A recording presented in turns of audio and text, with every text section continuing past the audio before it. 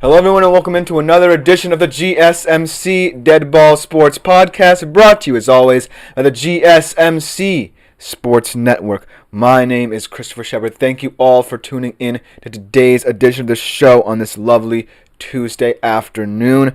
But as always, it should be a good one, starting off with more offseason NFL guides for eliminated playoff teams, switching over to the NFC side of things, talking about the Commanders and the Lions, what they need to do to bolster their rosters to better improve their chances of getting over the hump and potentially competing for a Super Bowl. Then we'll be looking at the MLB free agency cycle, still a couple of hot stove rumors to go over, specifically with two of the bigger players left in the market, Pete Alonso and Alex Bregman.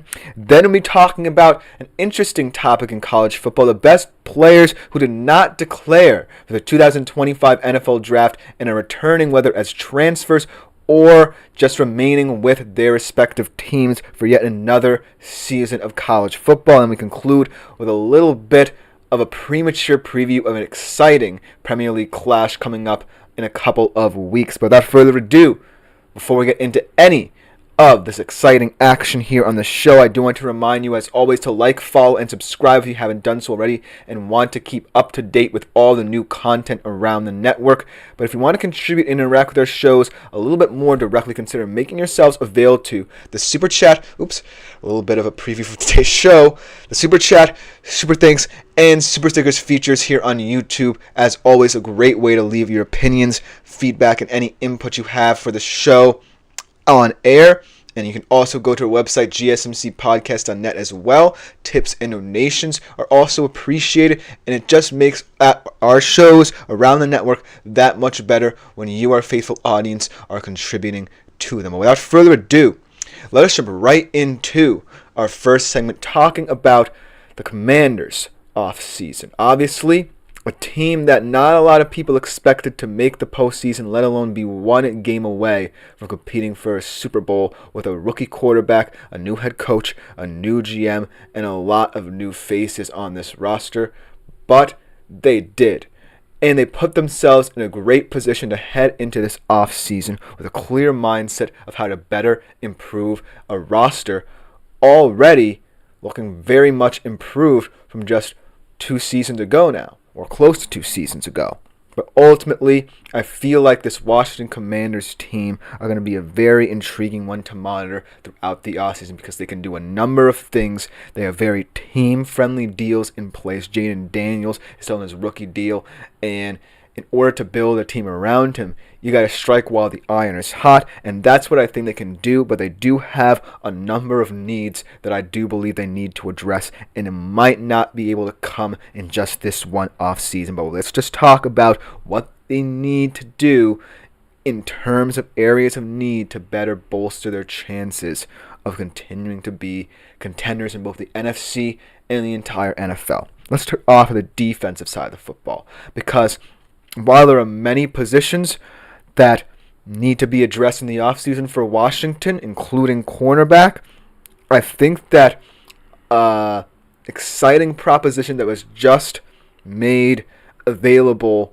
as of yesterday for the Washington Commanders is going out and getting Myles Garrett. Myles Garrett requesting a trade to a team that could compete for championships instead of staying with the Cleveland Browns, even though he's kind of forcing his hand in Cleveland a little bit.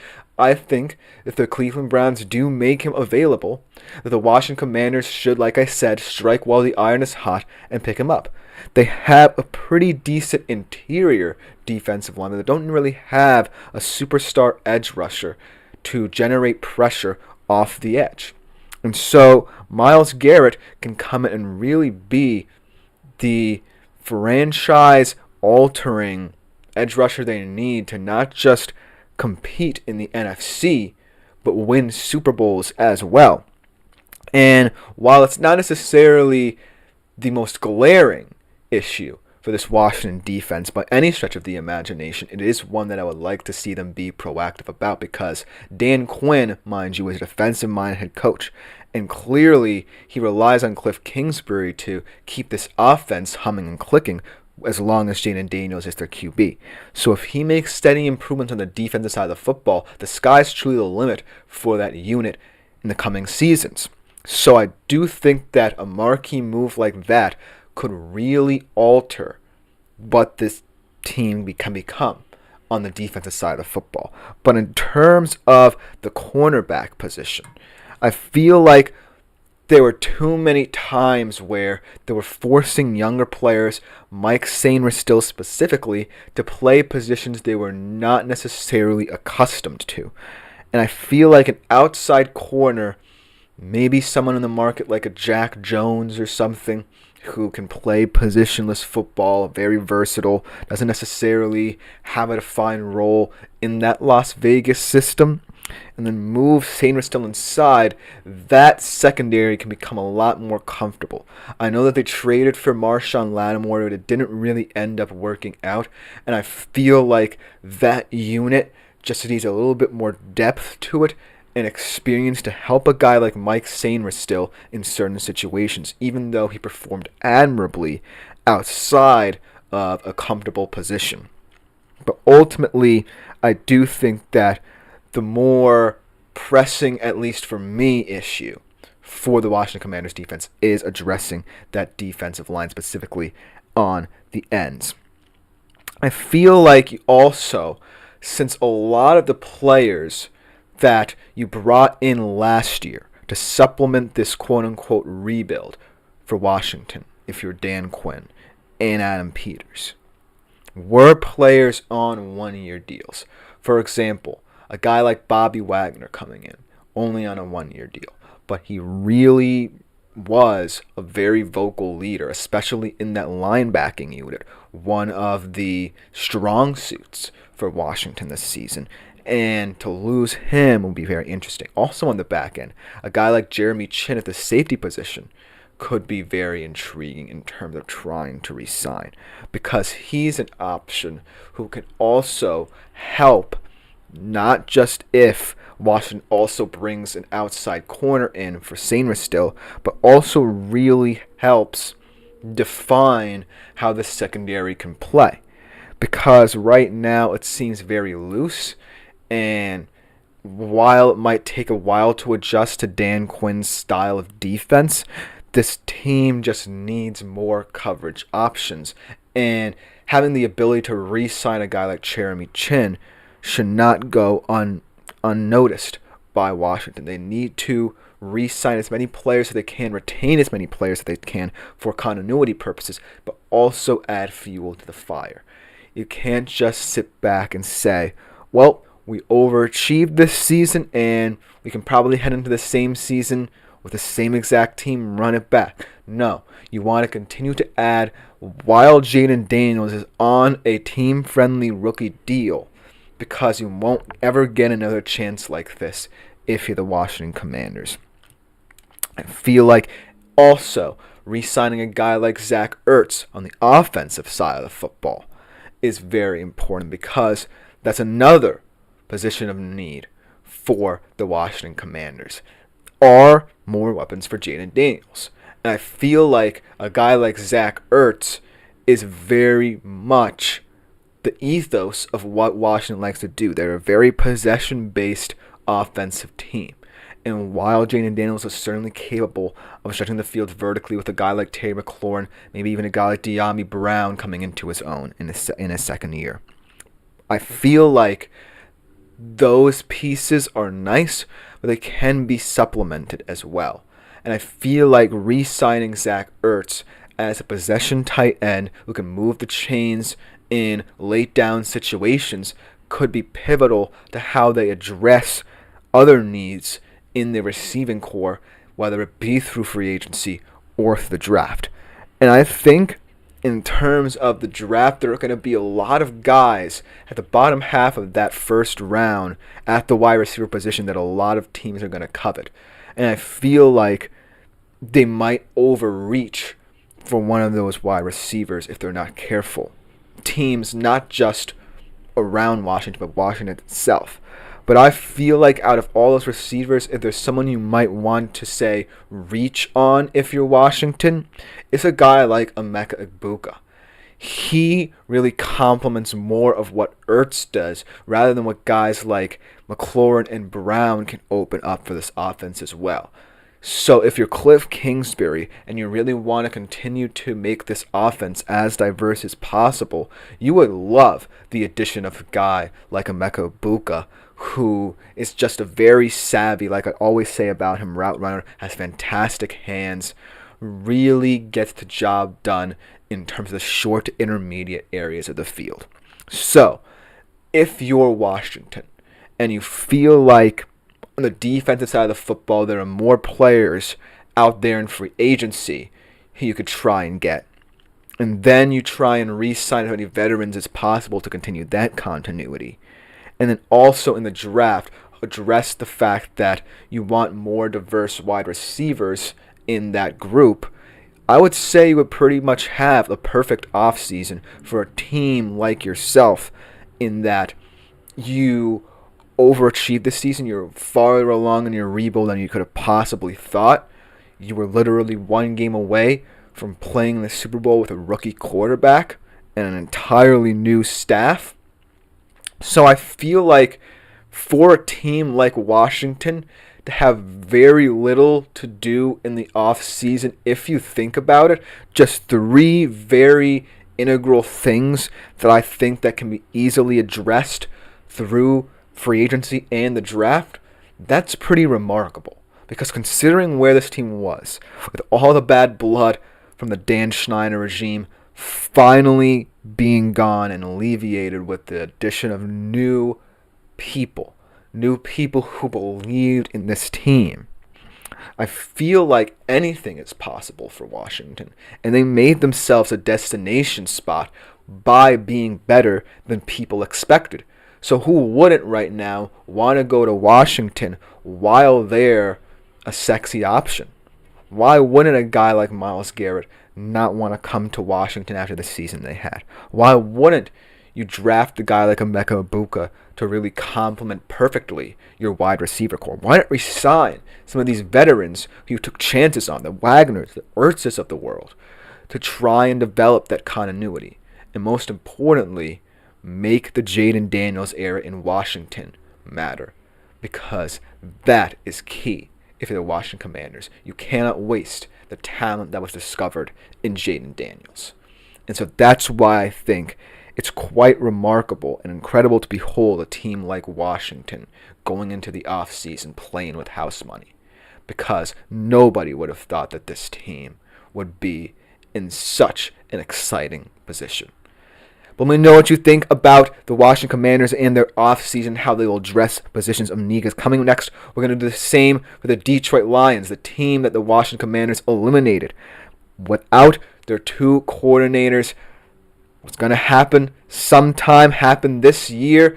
Going into the season, new horizons. It's Dan Campbell's team now. Let's see what I think about what the Lions offseason will look like right after this short break. I feel like I'm losing my mind. Is everybody in the world blind? Please, Lord, give me a sign, a sign. I feel like I'm losing my mind. Is everybody in the world blind? Please, Lord, give me a sign, a sign. I wanna be the greatest. Everybody on the fake shit. I look around and feel like everybody is the fakest. I make this every day and I'm impatient, hoping one day I blow up from the basement. Statement, the top is so vacant. I don't hear shit that I think is amazing. Waiting for my day when I'm playing sold out shows for 1,000 faces. Hey, give me that crown, get in my way and to be put down. It ain't your place, all this my town. If I want that shit, then I'll get it right now. I'm losing it, the noose it fits. I'm losing shit, a stupid myth. You choose to live or choose to dip. You choose to fight or lose your grip and lose a gift. I feel like I'm losing my mind. Is everybody in the world blind? Please, Lord, give me a sign, a sign. I feel like I'm losing my mind. Is everybody... Hello everyone and welcome back into the GSMC Dead Ball Sports Podcast, brought to you as always by the GSMC Sports Network. Before we get into our second segment of today's show, I do want to remind you as always that if you wish to contribute and interact with our shows a little bit more directly, consider making yourselves available to the Super Chat, Super Thanks, and Super Stickers features here on YouTube. As always, a great way to get your opinions, feedback, input out there and on air as I read the comments for this show. Just makes them that much better, that much more interactive. I feel like you, our faithful audience, are a big part of what we want to continue to preach with our shows. If you guys contribute, our shows just become that much better, become that much more accessible, and thus even more fun to do. And anything you do for our shows is genuinely appreciated by all concerned here at the network. Without further ado, let's get into our second segment, another off-season NFL guide for a team that the Washington Commanders shockingly eliminated in the divisional round. The number 1 overall seed, Detroit Lions. Very, very disappointing season if I'm a Detroit Lions fan and if I am Dan Campbell, especially because this felt like the season where the Detroit Lions could finally break through, finally get to their first ever Super Bowl, and then the upstart Washington Commanders whoop you at home. That's pretty embarrassing if I'm the Detroit Lions. And then to top it all off, finally, after an entire offseason where people were shocked that both of these guys didn't get head coaching jobs in this head coaching search cycle, both of your coordinators for that matter, not just your offensive one, who went to your rival in your division nevertheless, have left you. And now you're facing a very uncertain future. But when I look at the Detroit Lions, it might not be as uncertain as some people think because there's still a lot of continuity within the roster. You're getting back Aiden Hutchinson, which should almost immediately bolster this defense's hopes, no matter who the coordinator is. And I still feel like they can perform at an elite level no matter what. There are some issues to address, the coordinators notwithstanding. Even though they have addressed them, we'll have to see how they perform. But ultimately, this is still the same team that I feel can continue to compete in the NFC.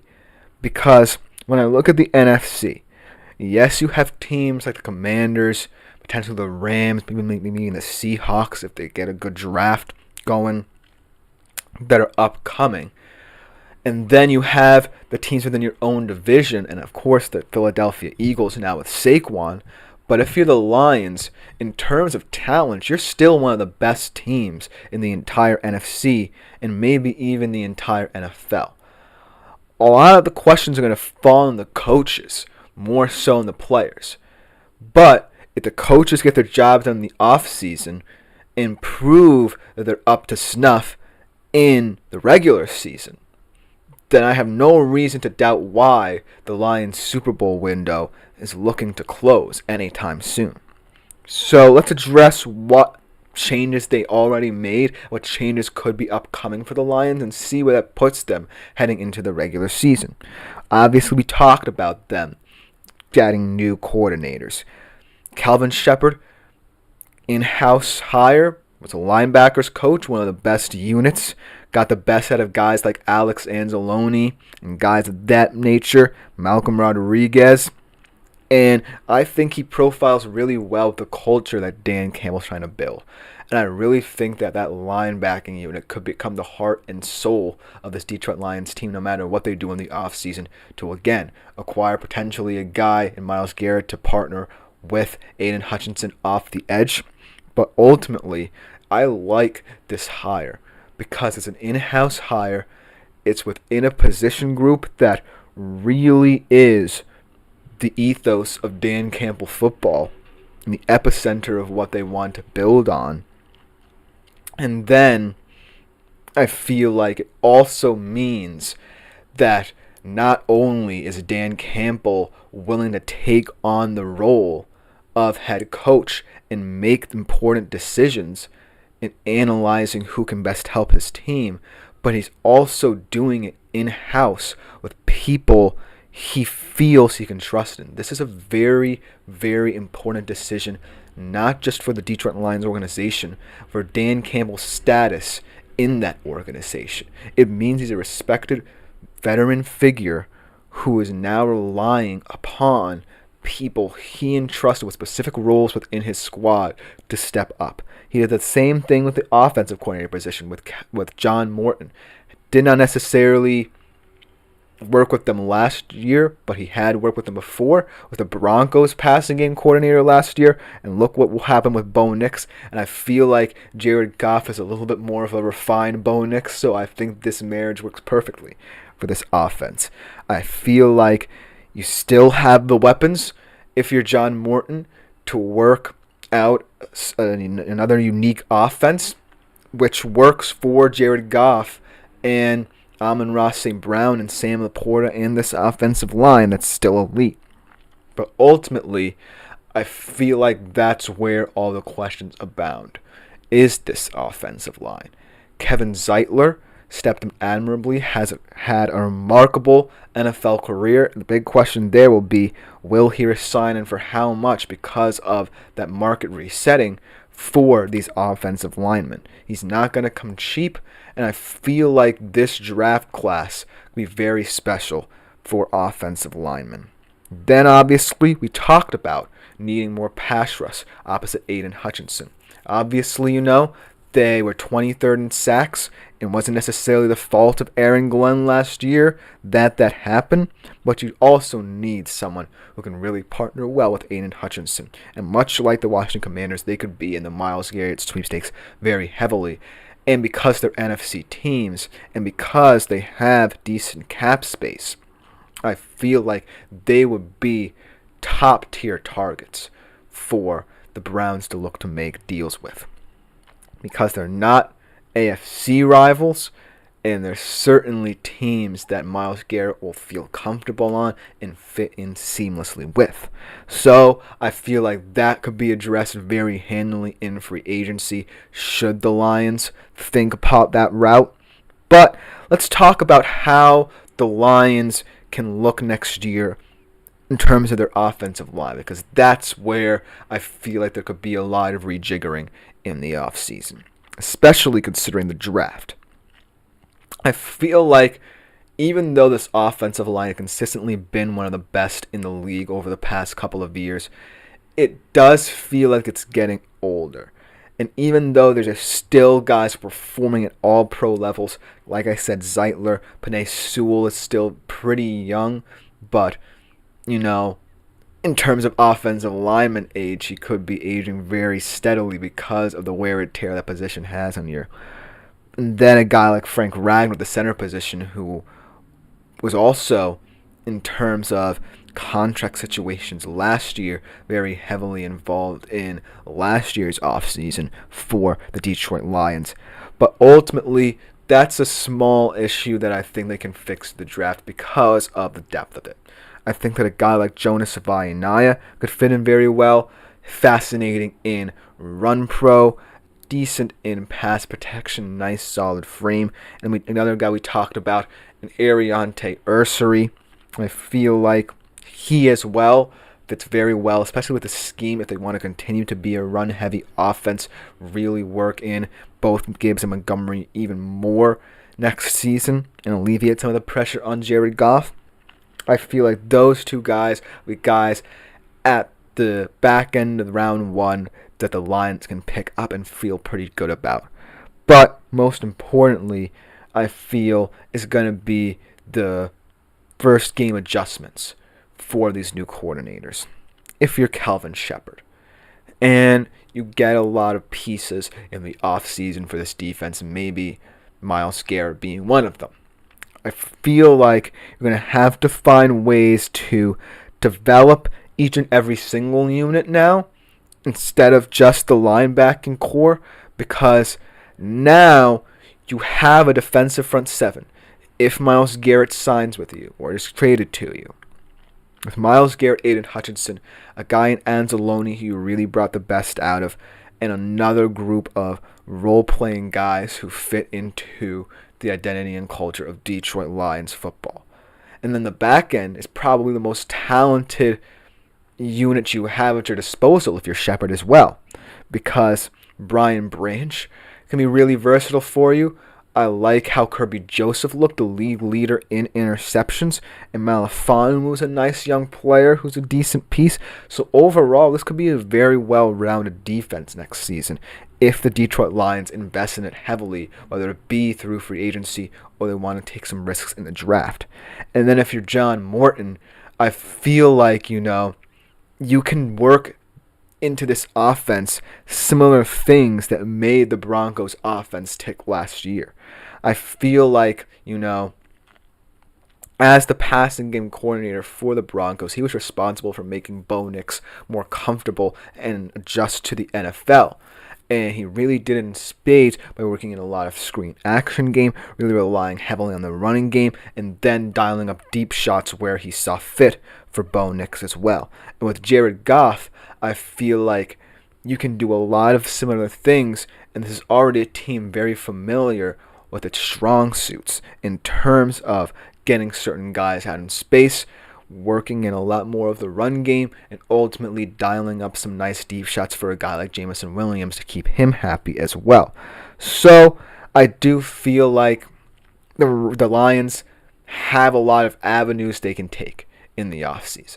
I feel like in terms of the defense, I feel like it can be worked in free agency a little bit more, because I feel like when you're picking late in the first round as a contending team, I feel like your mindset gets a little muddled because of all the things that you can try and decipher on who you want to pick or not.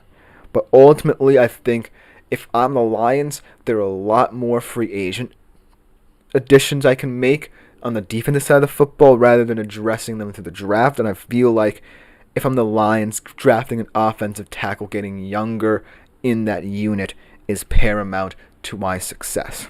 But ultimately, it's going to be an interesting season in Detroit now that Dan Campbell's fully in control. You have new coordinators, and this offense and defense could have new faces. So I'm really intrigued to see how that all works out, but let me know what you think in the comments, because coming as we transition for a little bit into the world of MLB, talking about two of the biggest remaining prospects still on the market.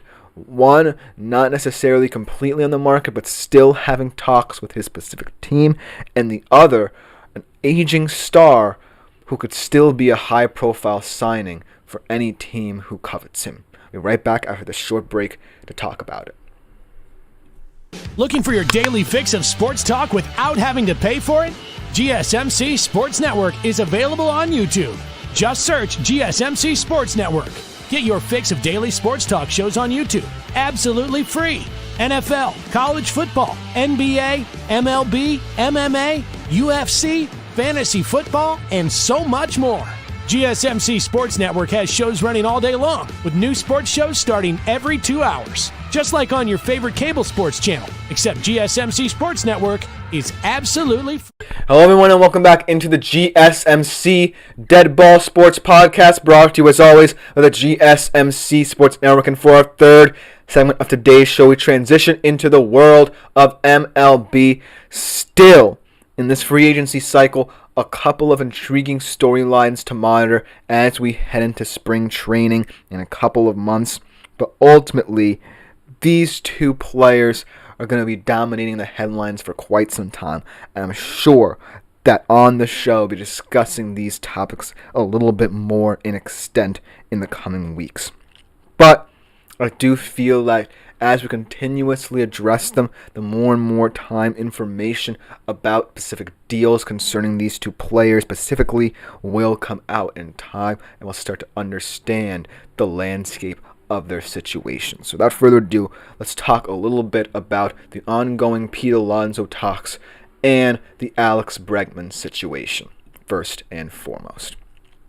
First, let's start off with Alonso, because a lot of things can be said about this contract extension talk.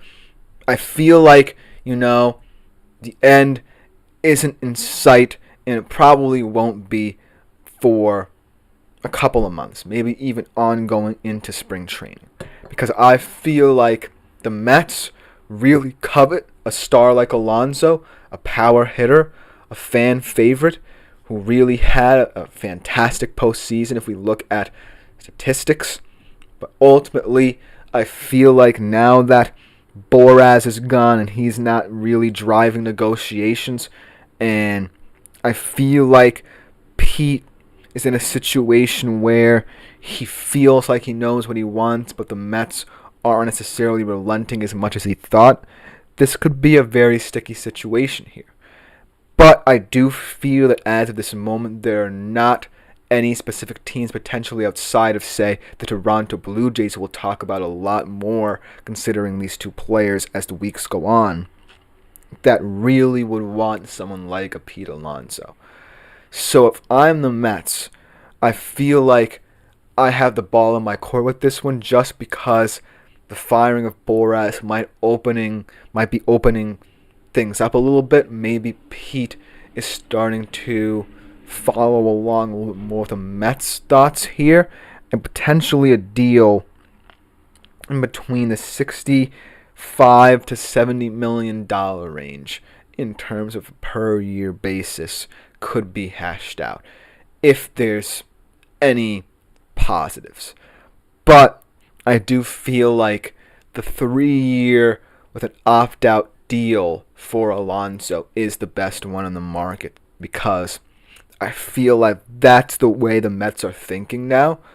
They're, even though maintaining a very high payroll, still being conscious of trying to develop some young guys, and they don't necessarily want to splash the cash too much on a guy like Alonso, who may not in the future be in their plans as they get younger.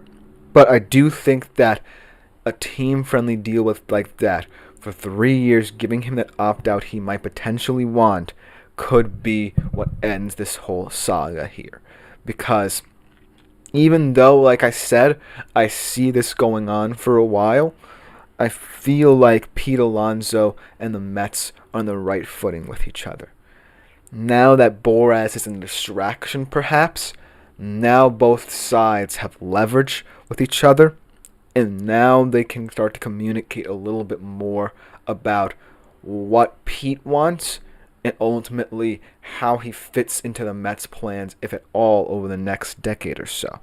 Because that's what I think the Mets are trying to get at here with this contract extension. They're trying to say, we still covet a guy like Pete, but we're starting to think about, hey, over the next couple of years, how are we going to develop the way we want to develop here, even though we still maintain a very high payroll. And we just gave out a contract of one of the biggest in MLB history to Juan Soto. So that's what I'm starting to think about if I'm the Mets, and if I'm Pete Alonso, I should be happy with whatever they're going to give me, because I don't necessarily think the Toronto Blue Jays are going to give me as good an offer as the New York Mets will. So that's where I kind of stand in this whole situation. I feel like, the end might not be as in sight as people expect now, but it's still something that's becoming a little bit easier as the months go on because of the opening up. Because Boras, I felt like, was the restriction here. I feel like Boras was a little bit too overambitious and really convinced Pete that he could get an even better deal from New York. But now that they've parted ties, this is going to be a pretty healthy discussion here between the Mets and Alonso. But that's really all I have to say on the Pete Alonso situation, just because, as we all know, it's an ongoing thing, and it's going to be fluid news over the next couple of months until a decision is reached. But I feel like, as of right now, I'm confident that Pete Alonso will remain a Met, and that no other team potentially outside of Toronto will make a move for him. And that perfectly segues into a player Toronto is also highly coveting, but maybe not as much as anyone else on the market, Alex Bregman. Because Alex Bregman is an even more interesting conundrum or anomaly than Pete Alonso. Because Pete Alonso, many can say he's still in his prime, right? He's a very specific player in that he hits for power, and is pretty average defensively, but at least you know what he gives you. Right now, Alex Bregman is heading into his age 31 season. He turns 31 in March. His numbers in terms of batting average, OBP, OPS, slugging, all down after last year. But I still feel like that of all the teams that are in on him in these sweepstakes, there is a case to be made that any one of them, either if you're the Astros re-signing him, or a team like the Toronto Blue Jays or the Detroit Tigers or teams of that magnitude signing him, it would still be considered a marquee signing. But I think that there are a lot of issues for all the teams here in the sweepstakes. If you're Houston, I feel like it would make the most sense if he resigns, just because they need a high-profile player and they're just known for hemorrhaging their stars. You know, all the pitching depth that they had, now gone. And they really don't necessarily have, you know, the high-profile name anymore. And Jose Altuve said he was willing to move to the outfield should Bregman stay. But out of all the other teams, I feel like there are so many interesting complications that would have to be figured out if he leaves and comes to you that I don't necessarily think they can overcome. For example, we already know what the issue is with Boston. It's the fact that their farm system has some of the most depth at the infield positions of any farm system in the league. And so if you really want to buy into the youth culture, if you're Boston, then bringing in Alex Bregman wouldn't be the wisest of moves.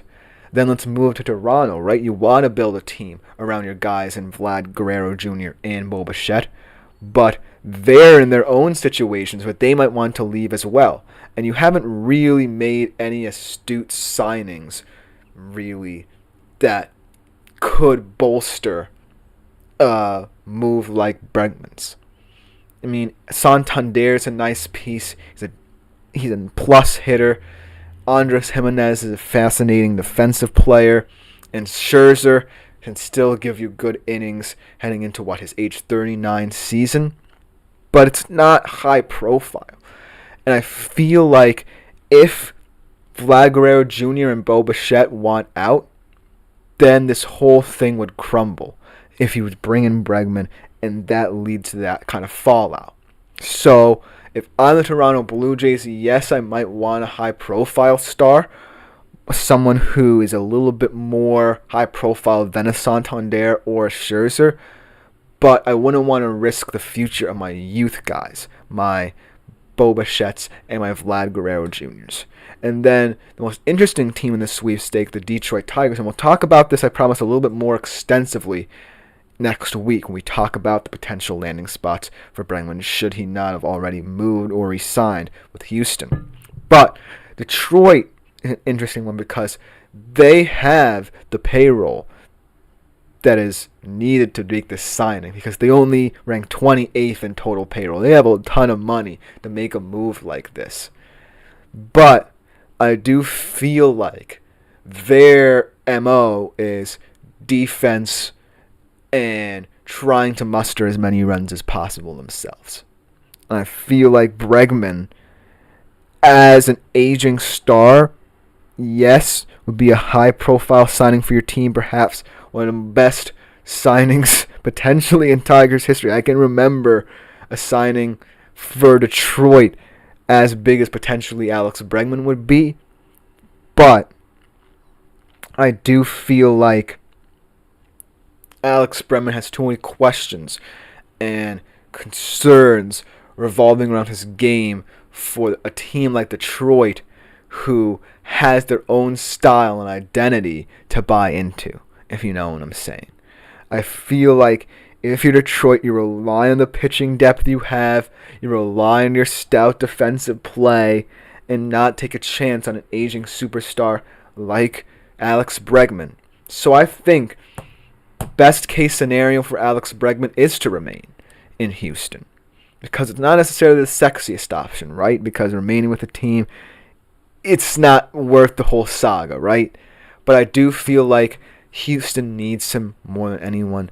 They continuously hemorrhage stars, and retaining a star they've developed over the past couple of years would be integral to their success in the AL West, because the AL West is a division that's going to be competitive now. The Rangers feel like they can compete.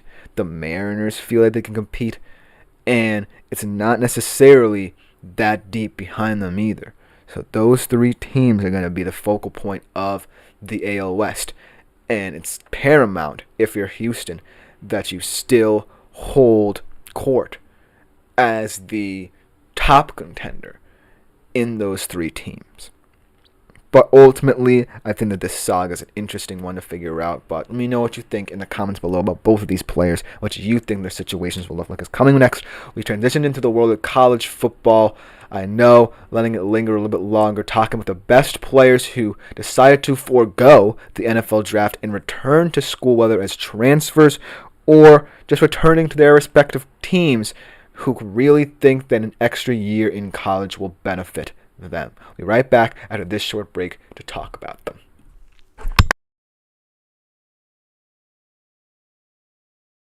For the best and latest podcasts available anywhere, go to the podcast app on your cell phone and type in GSMC to access free content-rich podcasts on health and wellness, book reviews, sports, entertainment, relationships, social media, movies, technology, finance, and even weird news. Subscribe and download the GSMC Podcast Network's family of shows. Available everywhere Hello everyone and welcome back into the GSMC Dead Ball Sports Podcast. And for our fourth segment, we have to continue to talk about college football. It's a sport I love. Yes, we're in the off season, but I still wanted to let it linger a little bit longer and talk about some really special players.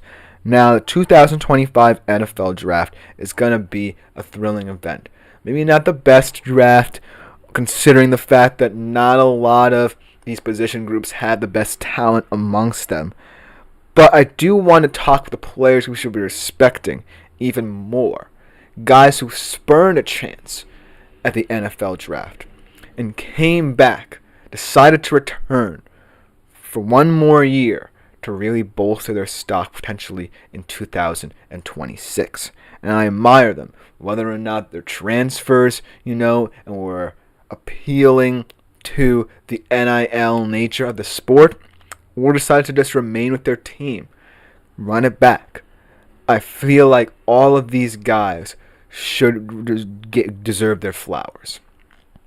And no matter what happens in their final seasons, I respect them even more just because they feel like one more year gives them that chance to truly be one of the premier picks in the next year's draft. So without further ado, let's jump right into it, starting off with a big name, a guy who initially had his name in the NFL draft, but decided to withdraw it, decided to forego it, and transfer to Miami. And yes, while it is buying into the NIL mindset, I still respect Carson Beck's decision for another year in college, because that year at Georgia didn't necessarily go the way he wanted it to. He had entered into the season as potentially the number one ranked quarterback in the 2025 NFL Draft because of turnovers, because of not necessarily a offensive identity that Georgia had assumed over the past couple of years working out.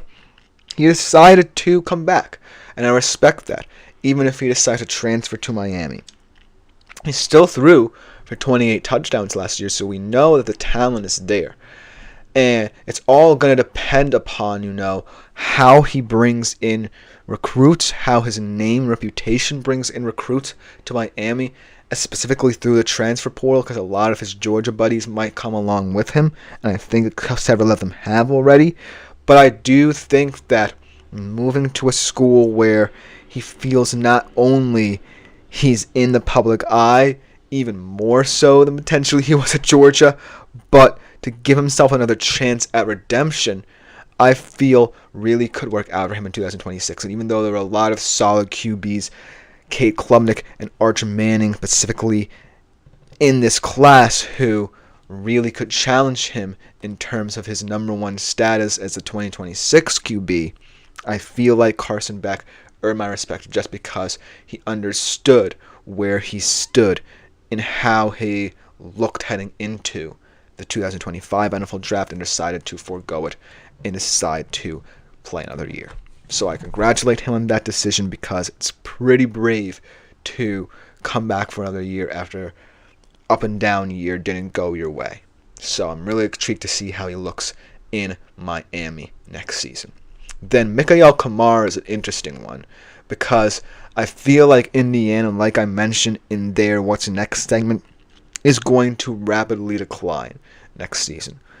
I could see them winning 7 to 8 games, but not many more. They're going to have a tough schedule, a lot of road games against elite Big Ten talent. And Mikael Kamara coming back really is intriguing to me because I feel like he would have been an interesting prospect for a lot of teams, but I would have had a mid-round 3, early round 4 grade on him. But ultimately, I do respect this decision just because a lot of these guys that Curt Cignetti brought in really just came in to help him in his first year. There were JMU guys, but Mikael Kamara was not a JMU guy, and I think that's why he might have returned, and he might think that Indiana's profile could be higher than people think. He probably knows something we don't know, and he probably thinks that Indiana might have another shot at yet another CFP appearance next year. But it's going to be difficult for them. He's going to be one of the big leaders on this Indiana Hoosiers defensive line because they've lost a lot of talent on that line as well. But I do think that he is still someone who is going to play at a high motor no matter what happens next year for Indiana football. He had 10 sacks, 15 tackles for loss last year. He was first team All Big Ten. Led all Power 4 defenders in QB pressures as well. So he is still a remarkable player.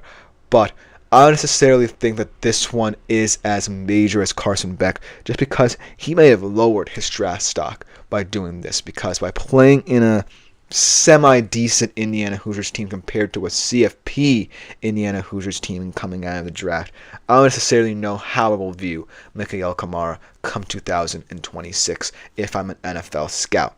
So this was an interesting one, but I do feel like if the Indiana Hoosiers surprise again and Mikael Kamara is a big part of it, then this could have been a pretty good decision for him. So we'll have to wait and see with a guy like him.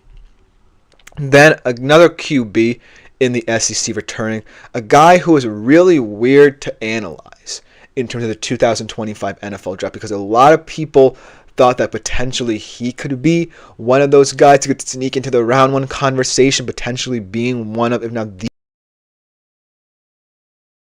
NFL draft. But I think that him coming back for another year shows that he wants to develop a little bit more mature in the SEC offense to really impress scouts for the 2026 cycle, and that is Garrett Nussmeier. This one makes the most sense to me because I would not have had a very high grade on Garrett Nussmeier had he come out this year. Although he was second in the SEC in passing yards, had 4,052, tied the SEC lead in terms of touchdowns at 29. So he did have statistically a pretty decent season, but I still think there are a lot of raw traits within him that need to be ironed out a little bit, and him coming back to LSU next year really is commendable because he could have gone in this draft and potentially surprised a lot of people for where he went. But I feel like him coming back, especially in an LSU offense that is still going to maintain that high motor year in, year out under Brian Kelly, I feel like can really help him become an even more coveted option in 2026. Because right now, if he were a 2025 QB, he would not even be on my radar. I don't even think he would have been on my big board. Because while I do respect a lot of the traits that made him an SEC pass leader, he still, like I said, is a raw product who I feel like would not have matched up very well with other QBs in this class. So Garrett Nussmeier coming back makes perfect sense, and I love that he stayed with LSU, didn't transfer because he believes he can grow here, believes he can potentially lead into a CFP spot, and wants to grow tougher in this very loaded SEC conference next year. So I commend him, perhaps one of the most of any of these players, for coming back. Then Nicholas Singleton coming back is a major for this Penn State and Nittany Lions offense because I really think that Nicholas Singleton coming back makes Penn State not just a contender for another CFP appearance, but to win it all. Because they're bringing back Drew Aller, who had a much improved season in his second season in the Coach Wolnicki system. And then you're bringing back perhaps the best tandem in all of running back college football. I feel like Nick Singleton is someone who's going to steadily improve, really offers a threat in the receiving game for Penn State as well, should they continue to find difficulty in the passing game downfield with their lack of weapons. And ultimately, I feel like the fact that Drew Aller came back as well really makes this a very talented, fearsome trio in the Penn State backfield. So Nick Singleton looking to improve on 1,000 yards a year, 6.4 yards per carry, 12 touchdowns, and also 5 receiving touchdowns as well, just showing his versatility and really pairing well with Katron Allen. He's going to have a monster year yet again, and I feel like Penn State's going to have a monster year as well because of him staying. And out of all these athletes, Nicholas Singleton, if you want my honest opinion, probably if we took all of these seasons and threw them into the 2025 NFL draft, regardless of position, Nick Singleton probably would have been the highest, in my opinion. Even over a guy like Carson Beck. Even over potentially a guy that a lot of people might have liked at the QB position in this year's draft in Garrett Nussmeier. So, it just goes to show that Nicholas Singleton feels like there's more to his game than what he showed this year.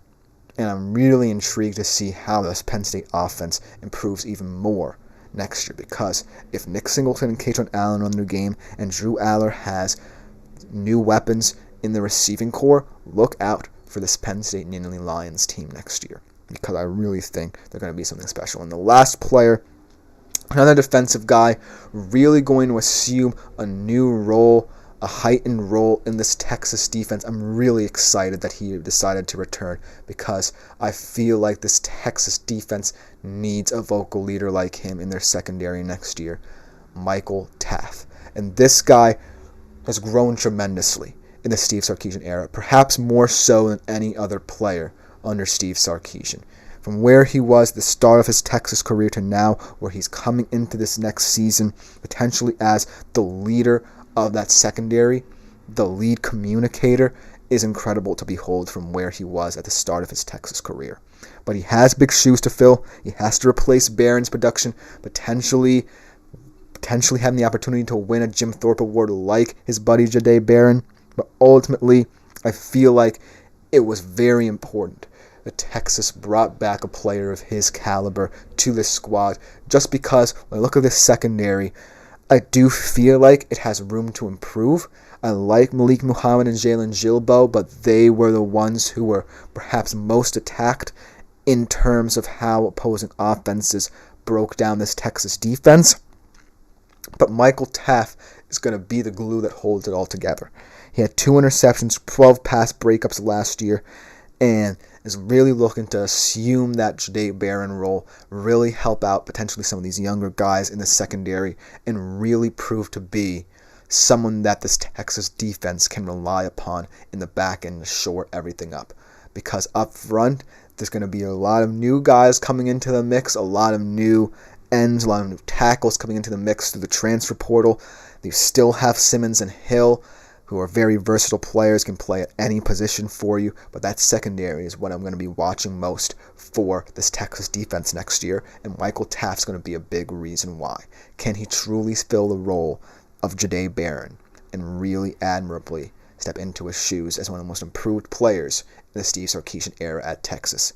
But let me know what you think about all these players coming back for another season of their college football careers, because finally, to conclude today's show, we're taking a little bit of a premature look at a top 6 preview in the Premier League. It's Man City Newcastle coming up in a couple weeks, but it's more so defined by the games that these two will be playing in the meanwhile, rather than the game itself that could make this an interesting game. We'll be right back to talk about it after this short break.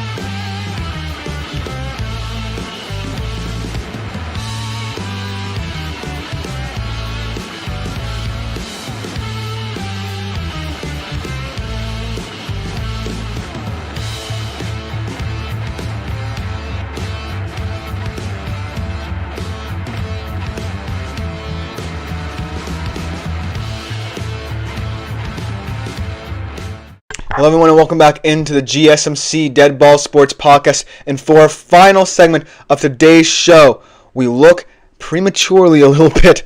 Another mistake on my part in looking at the fixture list in both the Premier League and Cup competitions around Europe. Man City, Newcastle.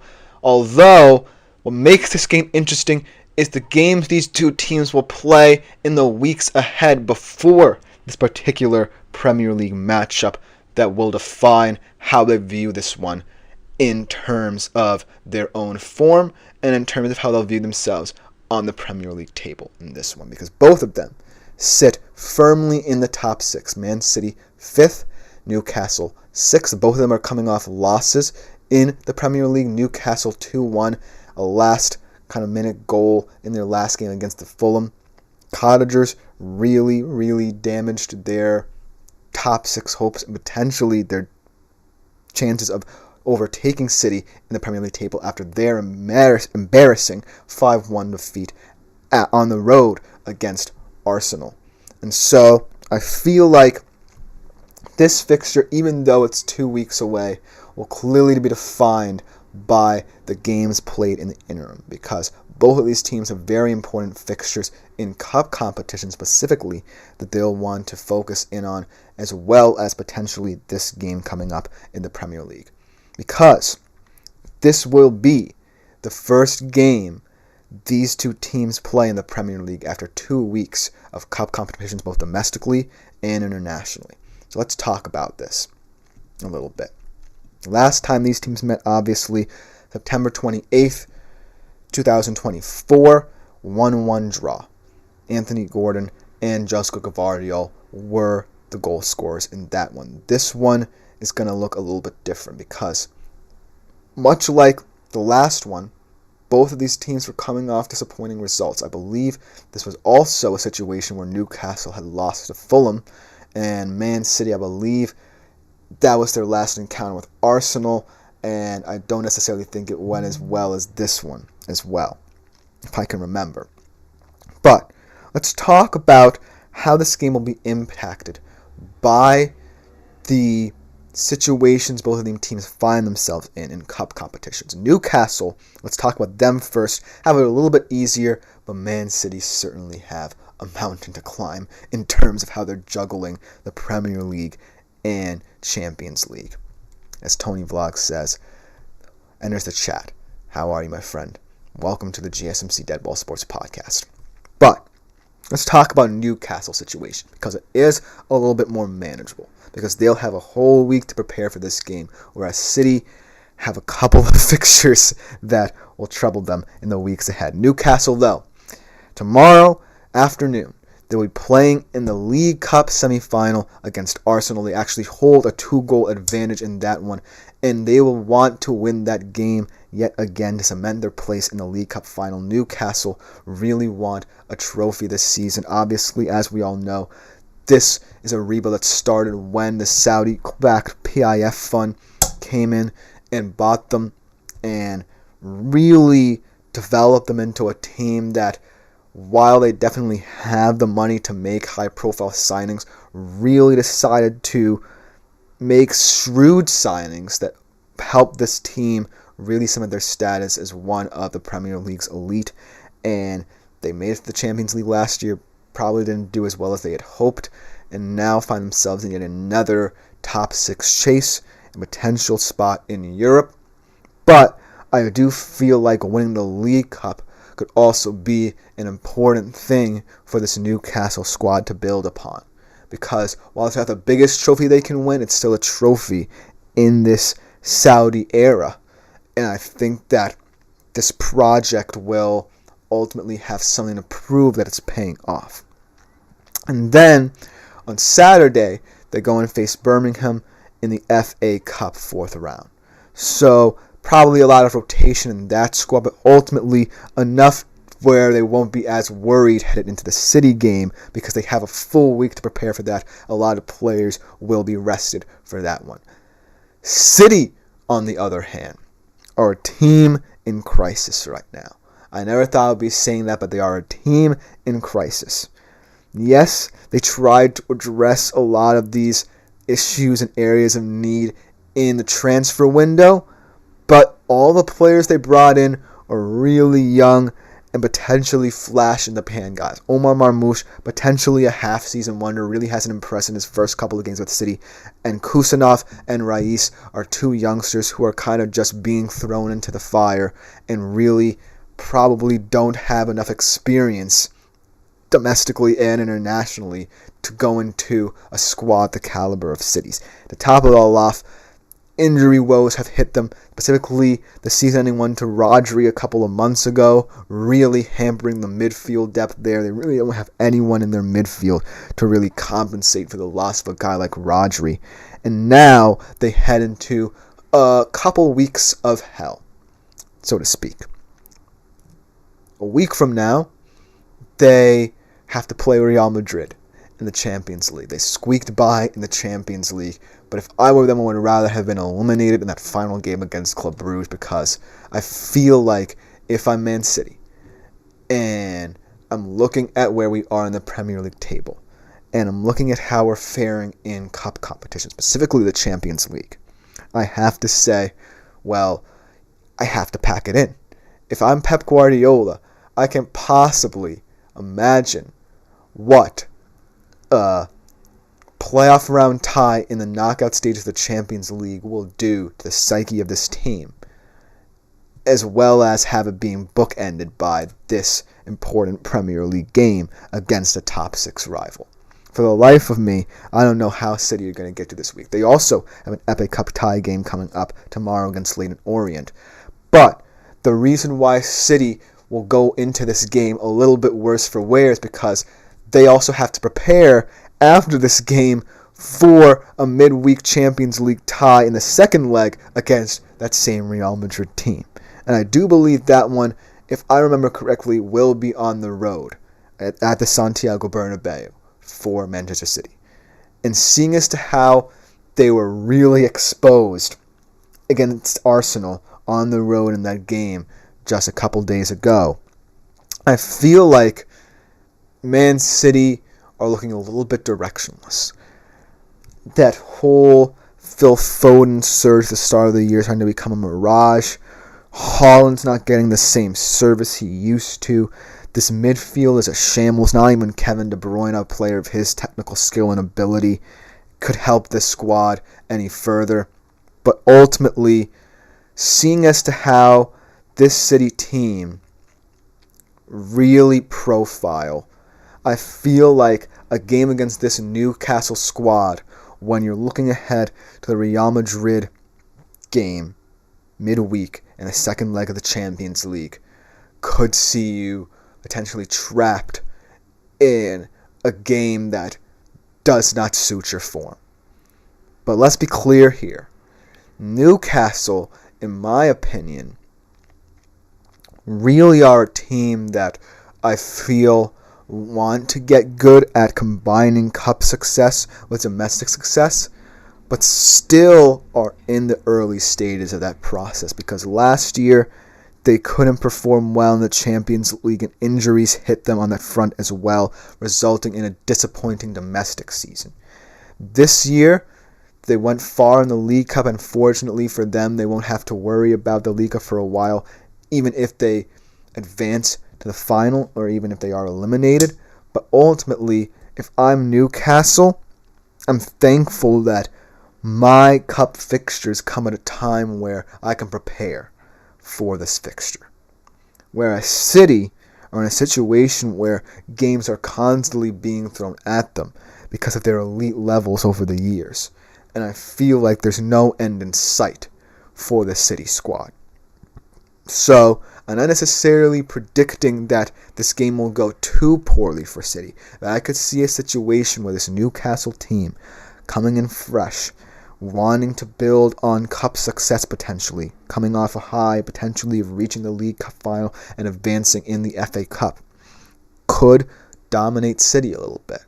Because City, I feel like, really are forcing their hand here, in that because they're not performing well domestically, they might start looking to the Champions League to add more energy to their season.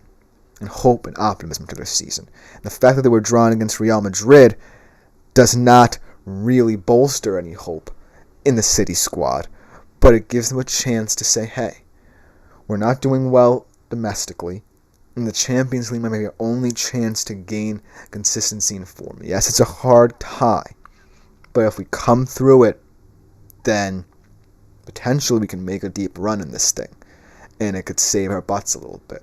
Because right now, I'm not buying City stock, but I can buy into it if they start investing in the Champions League and start realizing that potentially they don't necessarily have to succeed as much in the Premier League. But Newcastle are a weird team, right? Because in terms of form, they were in pretty banging form. They had won, I believe, 5 in a row to start the year in the Premier League. But that was a bizarre loss to Fulham.